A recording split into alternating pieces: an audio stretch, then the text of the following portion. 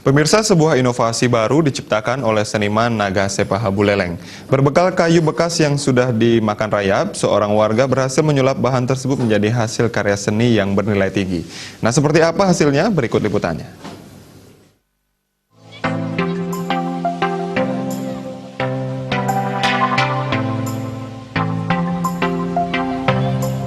Batang pohon tak terpakai kerap kali dibuang begitu saja di pinggir jalan. Orang umumnya menganggap batang pohon tersebut tak berguna sehingga dibuang begitu saja seperti limbah. Namun Nyoman Yogi Susanta, warga desa Naga Sepaha Buleleng, memandang limbah kayu bukan sekedar sampah. Ia mampu menyulap kayu pohon tak berguna itu menjadi barang bernilai seni tinggi. Bahkan kayu yang sudah dimakan rayap pun tak luput dari incarannya. Kali ini, tim liputan Bali TV menyempatkan diri untuk melihat koleksi karyanya yang sudah dibuatnya selama 2 bulan terakhir.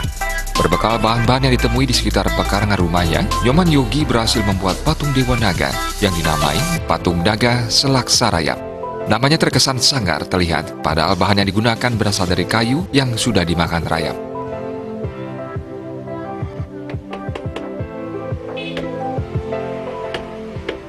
Inspirasi dari ini adalah kebetulan seperti ular kelihatannya gitu.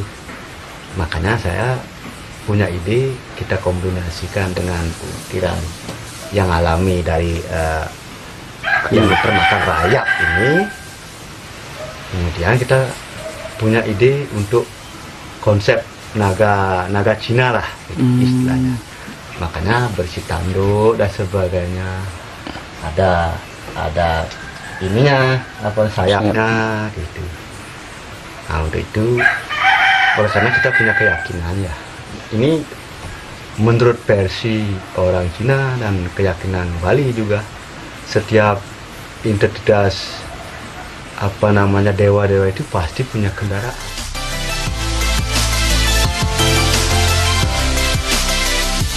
Meski karyanya baru mencapai 70%, perlahan tapi pasti Nyoman Yogi optimistik karyanya mampu membuat orang terpukau.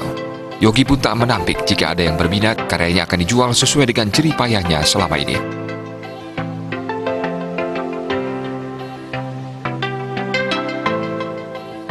Komang Yuda, Bali TV.